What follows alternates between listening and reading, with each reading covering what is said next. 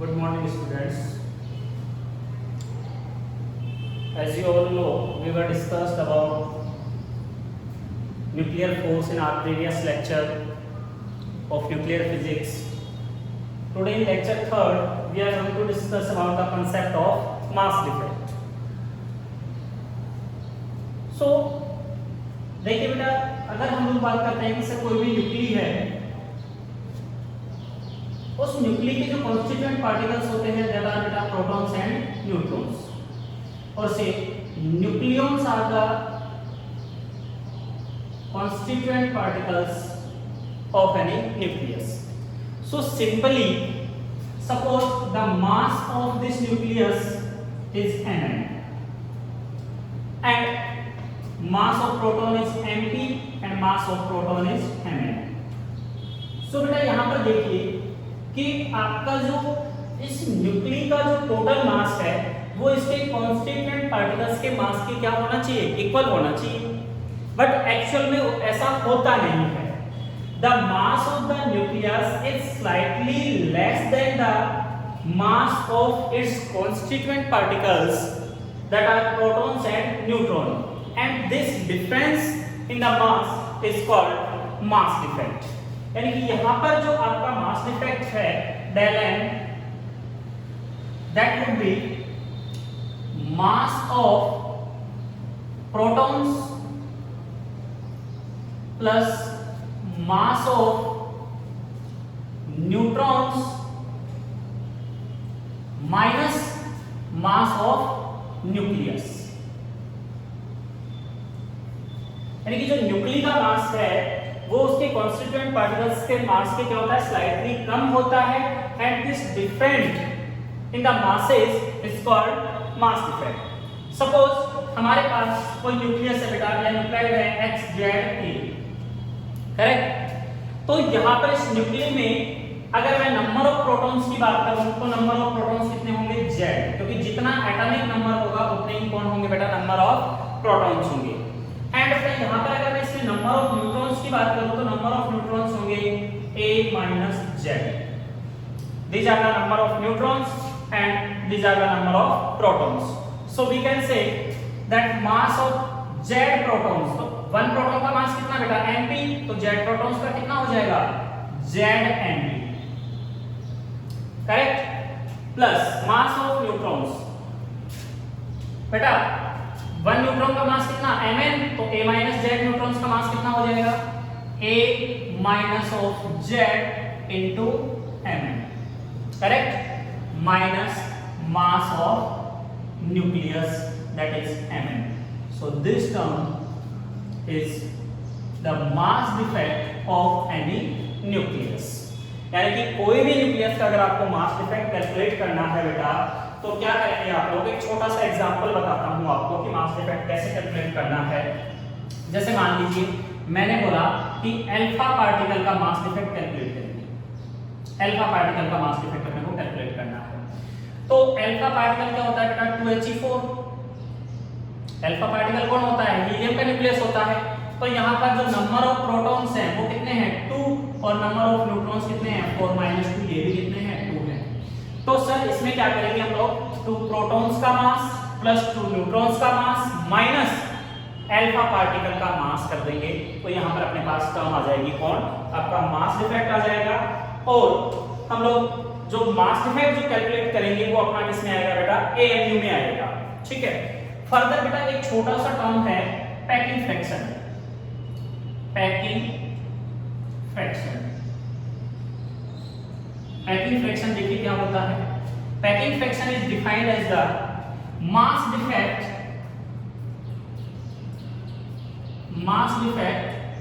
पर mass number. यानी कि किसी भी न्यूक्लियस का अगर बेटा अपने को पैकिंग फ्रैक्शन कैलकुलेट करना है तो PF, packing fraction, would be equal to mass defect कितना आएगा बेटा, डेल m, और मास नंबर कितना है आपका A. तो ये आ जाएगा आपका कौन, पैकिंग फ्रैक्शन. बस ये आपको याद रखना है बेटा, इसका फॉर्मूला याद रखना है कि पैकिंग फ्रैक्शन होता क्या है.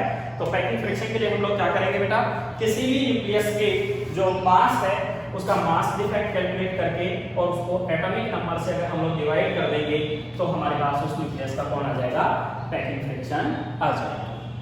ठीक है, तो ये तो हो गई बेटा आपका कांसेप्ट ऑफ मास डिफेक्ट की बात। अब हम लोग यहाँ पर एक छोटी सी बात और डिस्कस करने जा रहे हैं जो हमारे आगे बहुत ज्यादा काम में आने वाली है, एग्जाम में बहुत डायरेक्टली क्वेश्चन पुट अप होता है और बहुत इजी सी एक डेफिनेशन है और बहुत इजीली हम लोग इसको डिस्कस करेंगे। ठीक है, देखिए जो आपका कांसेप्ट जो मैं डिस्कस करने जा रहा हूँ वो किसका कांसेप्ट है, बाइंडिंग एनर्जी का concept, concept of binding energy.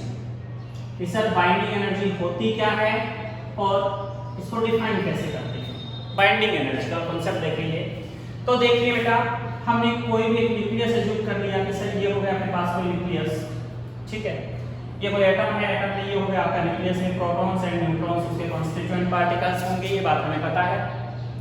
तो बेटा इन कॉन्स्टिट्यूएंट पार्टिकल्स को न्यूक्ली में से सेपरेट करने के लिए अगर मैं इनको इतनी सफिशिएंट डिस्टेंस तक सेपरेट कर दूं कि उसके बाद में ये प्रोटॉन्स और न्यूट्रॉन क्या नहीं हो, आपस में इंटरेक्ट नहीं हो, there is no interaction between these constituent particles, so the amount of energy, क्या बोल रहे हैं, the amount of energy given to a nucleus so that its constituent particles are separated at a sufficient distance after that they may not interact with each other is called binding energy of that nucleus। या बेटा simple language में अगर मैं आपको बोलूं तो किसी भी न्यूक्ली को ब्रेक करने के लिए जितनी एनर्जी रिक्वायर्ड होती है उस एनर्जी को उस न्यूक्लियस का क्या बोलते हैं, बाइंडिंग एनर्जी बोलते हैं। अब देखिए बाइंडिंग एनर्जी कैलकुलेट कैसे करेंगे, ये आती है मेन बात। तो binding energy Eb would be equal to होगी बेटा n according to Einstein's mass energy equivalence is equal to क्या होता है बेटा, आइंस्टाइन्स मास एनर्जी इक्विवेलेंस के अकॉर्डिंग इज इक्वल टू होता है आपका mc²। तो Eb इज इक्वल टू कितना हो जाएगा आपका del m into c²। Del m कौन है आपका, मास डिफेक्ट। तो मास डिफेक्ट हमने अभी जस्ट कैलकुलेट करना देखा था, तो मास डिफेक्ट कितना आया था अपना ZMP plus A minus of Z Mn minus of Mn into C²। This is binding energy of any nucleus. देखिए और ये किसमें आएगी बेटा आपकी, अगर हमें इसको मिलियन इलेक्ट्रॉन वोल्ट में या इलेक्ट्रॉन वोल्ट में कैलकुलेट करना है, इलेक्ट्रॉन वोल्ट की बात करता हूं मैं तो सिंपल सी, तो मास डिफेक्ट को AMU में कैलकुलेट कर लो और उसको 1 AMU की इक्विवेलेंट एनर्जी कितनी आई थी 931 मिलियन इलेक्ट्रॉन वोल्ट, उससे मल्टीप्लाई कर दो। देखो मैं अभी बताऊंगा आपको कैसे कैलकुलेट करना है। यानी कि किसी भी, देखो वापस से समझना, किसी भी न्यूक्लियस को ब्रेक करने के लिए उस, या फिर ऐसे बोल सकते हैं किसी भी न्यूक्लियस में किसी उसके कॉन्स्टिट्यूएंट पार्टिकल्स को सेपरेट करने के लिए कितने डिस्टेंस तक, इतनी डिस्टेंस तक कि सब उसके बाद में उनमें कोई इंटरेक्शन ना हो, तो वो जो अमाउंट ऑफ एनर्जी रिक्वायर्ड होगी उसको हम लोग क्या बोल रहे हैं, बाइंडिंग एनर्जी बोल रहे हैं। और बाइंडिंग एनर्जी कितनी होगी, is equal to ZMP plus A minus Z Mn minus Mn into C²। यहीं से एक छोटा सा टर्म और मैं डिस्कस करने जा रहा हूं बेटा, binding energy per nucleon. Binding energy per nucleon, binding energy per nucleon क्या होती है, देखिए बाइंडिंग एनर्जी तो ये रही और उसमें per nucleon number of nucleon कितने होते हैं बेटा, जैसे मान लीजिए न्यूक्लाइड है अपने पास XZ है, तो इसमें नंबर ऑफ न्यूक्लियन, मतलब न्यूक्लियन का मतलब प्रोटॉन्स एंड न्यूट्रॉन्स।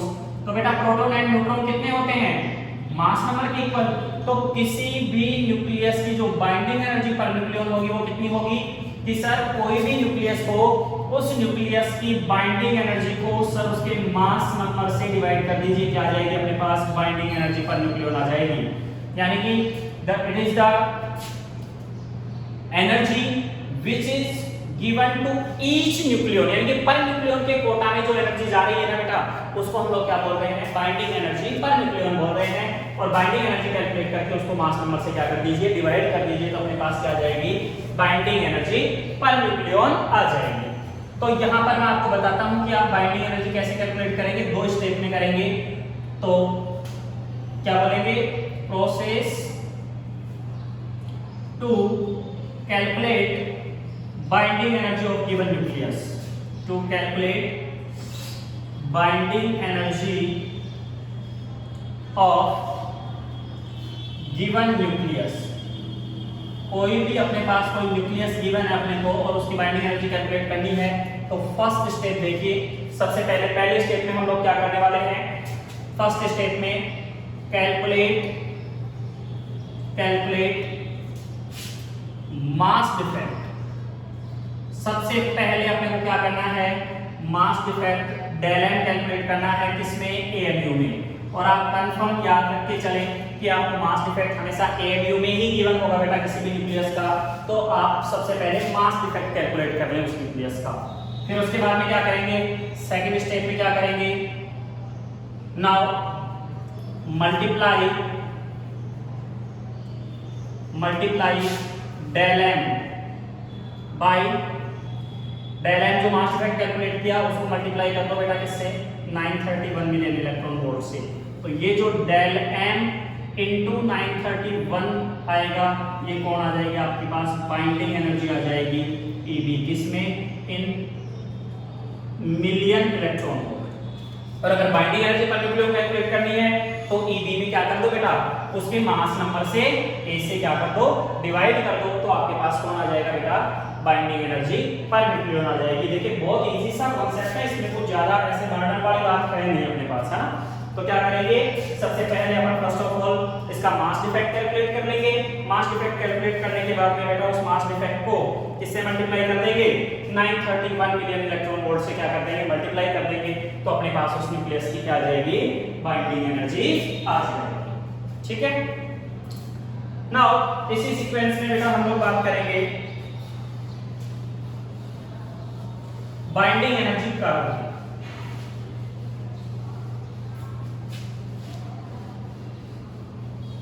इसकी बात करेंगे बेटा, बाइंडिंग एनर्जी कर्व की बात करूंगा मैं, binding energy curve.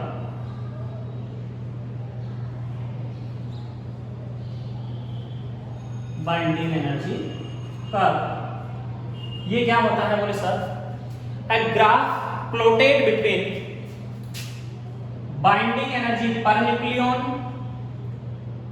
And mass number, atomic mass number. बेटा किसी भी न्यूक्लियस की बाइंडिंग एनर्जी पर न्यूक्लियन और उसके मास नंबर के बीच में जो ग्राफ प्लॉट करेंगे उसको हम लोग क्या बोल देंगे, बाइंडिंग एनर्जी कर्व बोल देंगे। सो a graph plotted between binding energy per nucleon versus its atomic number is called binding energy curve।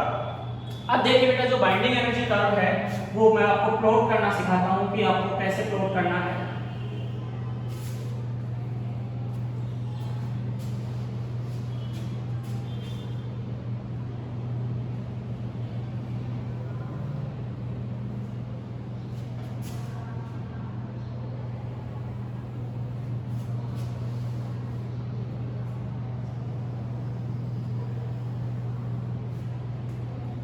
देखिए बेटा, इस एक्सिस पर तो मैं ले रहा हूं बाइंडिंग एनर्जी, और वो मैं किसमें ले रहा हूं बेटा, मिलियन इलेक्ट्रॉन वोल्ट में ले रहा हूं। बाइंडिंग एनर्जी किसमें ले रहा हूं, मिलियन इलेक्ट्रॉन वोल्ट में। यहां पर मैं ले लेता हूं बेटा मास नंबर से 20, फिर ले लेता हूं 40, 60, 80, 100, 120, 140, 160, 180, 200, 220 एंड फाइनली 240 तक हम लोग प्लॉट करेंगे। इतना बहुत है बस अपने को। यहाँ पर हम लोग क्या ले रहे हैं, मास नंबर ले रहे हैं। ठीक है बेटा, अब यहाँ पर देखिए जो आपको याद रखना है वो क्या क्या याद रखना है, समझिएगा। सबसे पहले तो यहाँ पर आप एक लाइन ड्रॉ कर लो, क्योंकि इससे अपने को मास नंबर का आइडिया रहेगा कि किस मास नंबर तक हम लोग वेरी कर रहे हैं। ठीक है बेटा, यहाँ पर हम लोग बाइंडिंग एनर्जी पर न्यूक्लियन ले रहे हैं, यहाँ पर मैं ले लेता हूँ बेटा 1 million electron volt, 2, 3, 4, 5, 6, 7, 8 and 9। 1, 2, 3, 4, 5, 6, 7, 8 and 9, ये मिलियन इलेक्ट्रॉन वोल्ट में ले रहे हैं। ठीक है, अब सबसे पहले बात करता हूँ बेटा, एक हाइड्रोजन का आइसोटोप होता है, हाइड्रोजन का आइसोटोप 1s2 की जो बाइंडिंग एनर्जी है वो होती है ऑलमोस्ट 1 मिलियन इलेक्ट्रॉन वोल्ट। इसके बाद में जो आपकी बाइंडिंग एनर्जी पर न्यूक्लियन है बेटा, वो सडनली जंप करती है और हीलियम की जो होगी वो आपकी होगी कितनी, 7 से स्लाइटली कम होगी, 7 मिलियन इलेक्ट्रॉन वोल्ट से स्लाइटली क्या होगी, कम होगी। आप चाहो तो यहाँ पर देखिए हाइड्रोजन का एक दूसरा आइसोटोप है ट्राइटियम जिसको हम लोग बोलते हैं, उसकी binding energy 2 million electron volt से स्लाइटली ग्रेटर होती है, तो आप यहाँ पर 1s3 आप शो कर सकते हैं। और यहाँ पर ये किसकी हो गई बेटा, हीलियम की, हीलियम की कितनी हो गई, 2He4 होता है, तो ये 2He4 हमने हीलियम के लिए रिप्रेजेंट कर दिया। अब बेटा जैसे ही हम लोग आगे बढ़ते हैं तो लिथियम की बाइंडिंग एनर्जी पर न्यूक्लियन है वो सडनली क्या होती है, ड्रॉप होती है, और ड्रॉप होकर कहां पर आ जाती है, 5 मिलियन इलेक्ट्रॉन वोल्ट से स्लाइटली ग्रेटर होती है। हाइड्रोजन, हीलियम, लिथियम, लिथियम का कितना हो जाएगा, Li6। देखिए पहले हीलियम की कितनी मिल रही है अपने को, 7 से स्लाइटली कम, फिर उसके बाद में लिथियम, लिथियम की 6 से क्या है बेटा, थोड़ी कम है, यानी कि अप्रोक्सीमेटली 5.6 तक है इसकी बाइंडिंग एनर्जी पर न्यूक्लियन। उसके बाद में बेटा कार्बन की बात करते हैं तो कार्बन की बाइंडिंग एनर्जी पर न्यूक्लियन 8 से स्लाइटली कम होती है, कार्बन की बाइंडिंग एनर्जी पर न्यूक्लियन 8 से स्लाइटली कम, ये हो गया आपका कार्बन 12। फिर नाइट्रोजन की बेटा अगेन क्या होती है, ड्रॉप होती है, तो नाइट्रोजन की बाइंडिंग एनर्जी पर न्यूक्लियन वापस से क्या होगी, रिड्यूस होगी, और ये होती है 7 से स्लाइटली कम होती है, दैट इज नाइट्रोजन 14। फिर ऑक्सीजन की सडनली क्या होती है आपकी, इंक्रीज होती है, ये 8 से ग्रेटर होगी, मतलब 8.4 समथिंग होगी, ये ऑक्सीजन 16, और बेटा ऑक्सीजन 18 की अगेन क्या हो जाती है, ड्रॉप हो जाती है। यहाँ पर तो देखिए बहुत सीक्वेंशियली अपने को बेटा मैक्सिमा और मिनिमा मिलेंगे, maxima minima, maxima minima, maxima minima, इनका मीनिंग समझाऊंगा कि क्या होता है, थोड़ा सा रुकिए।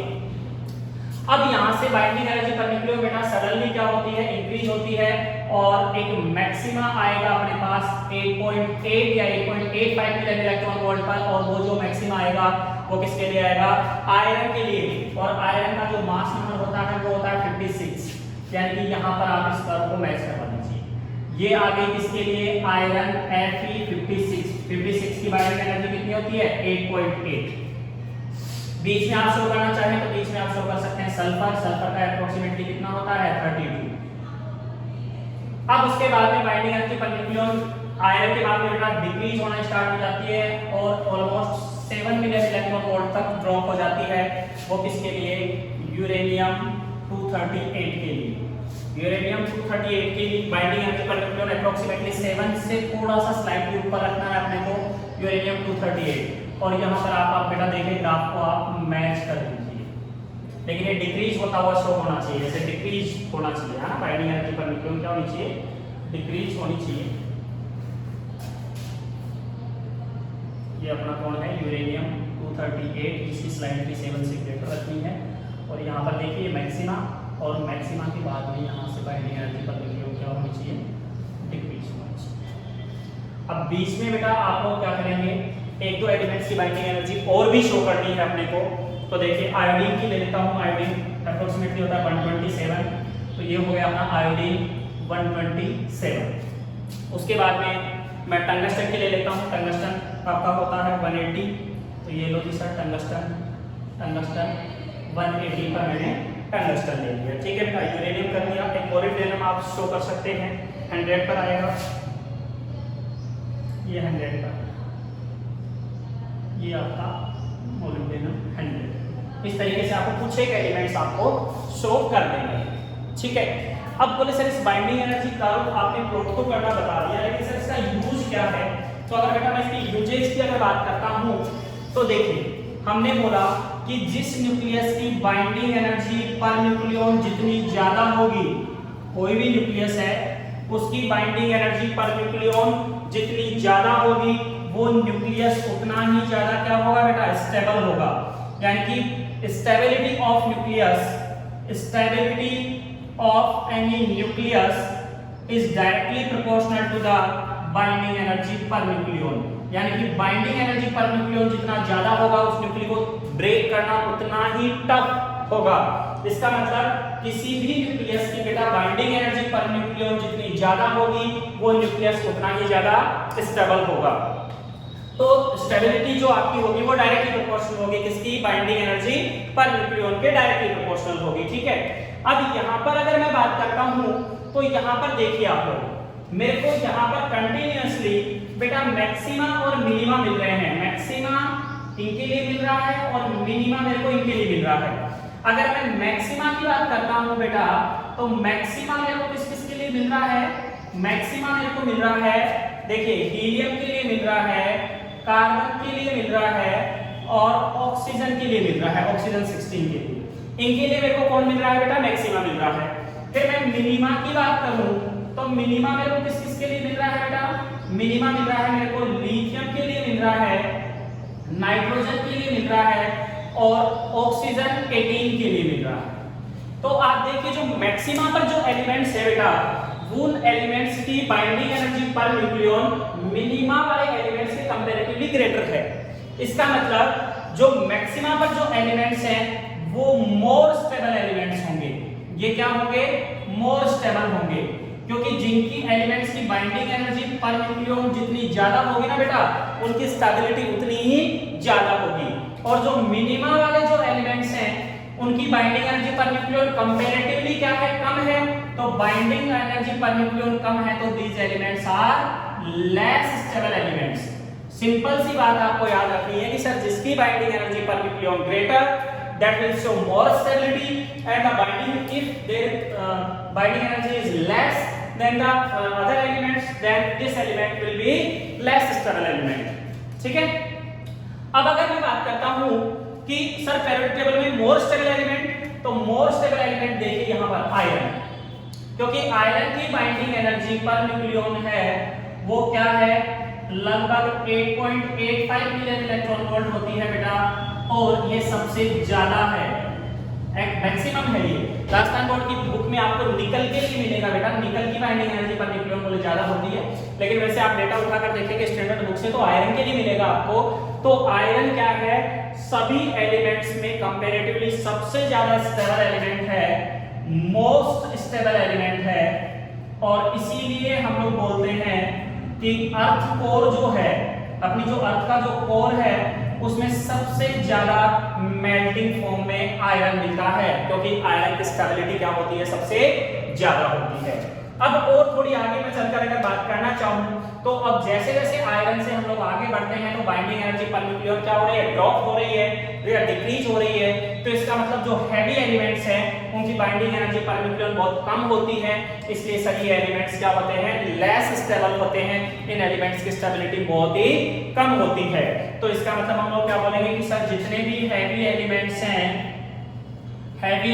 हैं उनकी बाइंडिंग एनर्जी पर न्यूक्लियन कम होती है, इसलिए हैवी एलिमेंट्स क्या होते हैं, लेस स्टेबल होते हैं। और यही रीजन है कि हैवी एलिमेंट्स की स्टेबिलिटी कम होने के कारण ये एक फिनोमिना शो करते हैं बेटा, और उस फिनोमिना को बोलेंगे हम लोग रेडियो एक्टिविटी, जो हम लोग अभी थोड़ी देर बाद में आगे डिस्कस करने वाले हैं। तो जो आपके हैवी एलिमेंट्स हैं वो जो रेडियो एक्टिविटी का जो फिनोमिना शो करते हैं उसका रीजन क्या है, बिकॉज सर इन एलिमेंट्स की बाइंडिंग एनर्जी पर न्यूक्लियन क्या होती है, लेस होती है, इसलिए लेस स्टेबिलिटी शो करते हैं। और जो भी एलिमेंट लेस स्टेबिलिटी शो करेगा बेटा उसकी जो स्टेबिलिटी अगर कम है तो वो क्या शो करेगा, आपका रेडियो एक्टिविटी शो करेगा।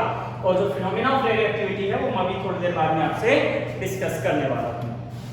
तो इस ग्राफ को बेटा आप अच्छे से प्रॉपर तरीके से बनाना सीखिए, बहुत काम आने वाला ग्राफ है। ठीक है, अब आगे जो हम लोग बात करने वाले हैं वो बात करने वाले हैं बेटा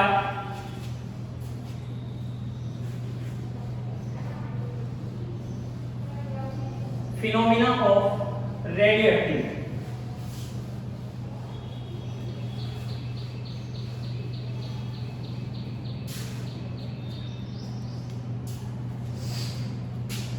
हम लोग बात करेंगे रेडियो एक्टिविटी।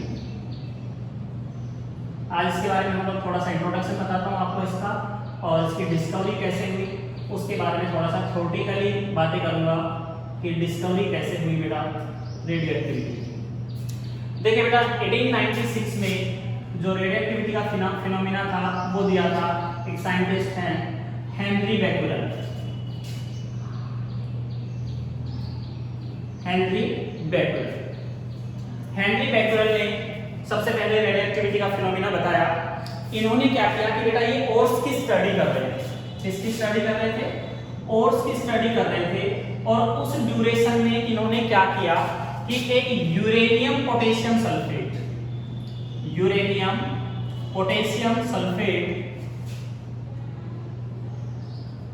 के ओर को बाय मिस्टेक इन्होंने क्या कर दिया, एक ब्लैक पेपर में रैप करके यूरेनियम पोटेशियम सल्फेट के ओर को एक ब्लैक पेपर में रैप करके और बाय चांस इन्होंने एक फोटोग्राफिक प्लेट पर रख दिया।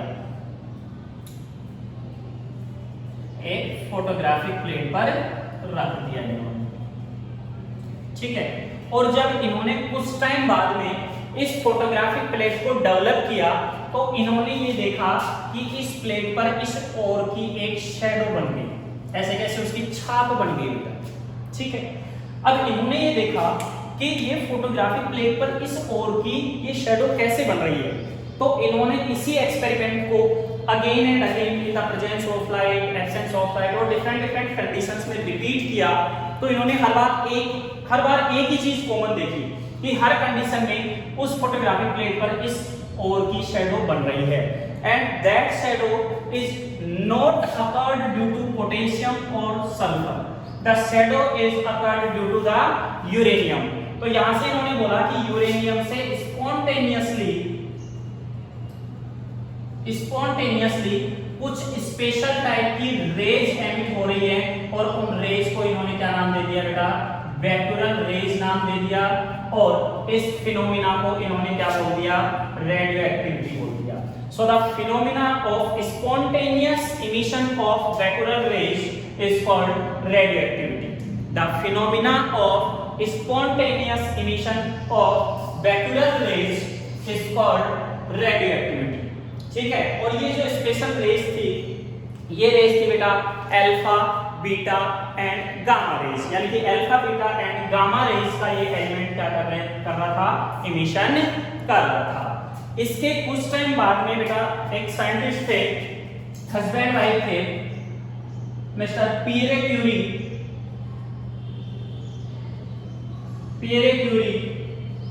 And Marie Curie, husband wife थे।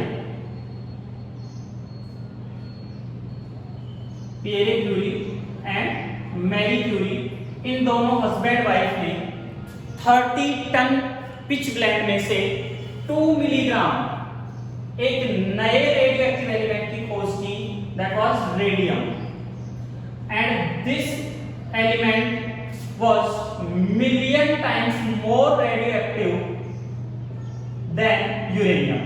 यानी कि इन्होंने क्या किया, एक नए रेडियोएक्टिव एलिमेंट की डिस्कवरी की जिसका नाम क्या था, radium, and radium was million times of more radioactive than uranium. Due to this achievement these both are awarded by Nobel prize. इस अचीवमेंट की वजह से इन दोनों को क्या दिया गया, नोबेल प्राइज भी दिया गया। यहां तक का बेटा आप लोग अच्छे से पढ़िए, वीडियो को देखिए, और कोई प्रॉब्लम हो तो आप डिस्कस करिए। नेक्स्ट क्लास में हम लोग रेडियो एक्टिविटी डीके लॉ पढ़ेंगे या एक्सपोनेंशियल डीके लॉ पढ़ेंगे, उसके बारे में हम लोग नेक्स्ट क्लास में डिस्कस करेंगे। Thank you.